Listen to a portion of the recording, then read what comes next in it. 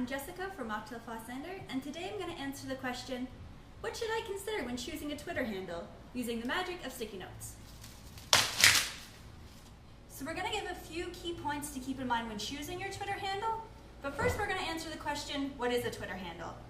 With Twitter, your handle is your username. It's what you're going to use to log in, but it's also how people are going to @mention or reference you on Twitter, so it's important to choose a good handle. So the first thing to keep in mind is you want your handle to be short. And this is important for two reasons. First of all, having a short handle will make it easy to use.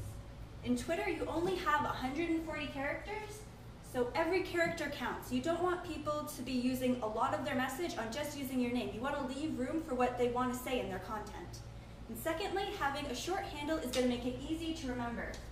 This is important because you want people to be @mentioning you or talking about you as much as possible, so make it easy for them to do so.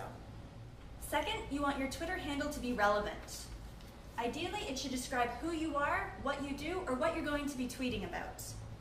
If you're a company, a great place to start is your company name or your industry.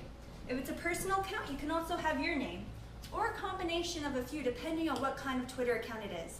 If you're known online by another nickname or a username, that is another place that you can start because it's how people are going to remember you and how they already know you. The whole point is to have your handle be easy for people to use and easy for them to remember.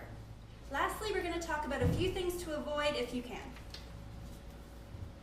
First of all, having too many numbers in your handle can be both hard to remember and it can appear that you didn't put too much effort into choosing your Twitter handle. For example, if I were to have Jessica226725, it might not appear that I was trying for anything other than my name. You also don't want your Twitter handle to be too random because it's both going to be hard to remember again, and also it won't describe anything that you do. You want to try to stay away from risky handles, even if it's just a personal account.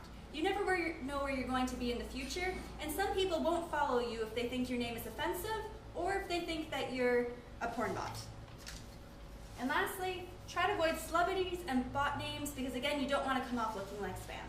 Here's a few things to keep in mind. I hope they were helpful, and proceed to Twitter.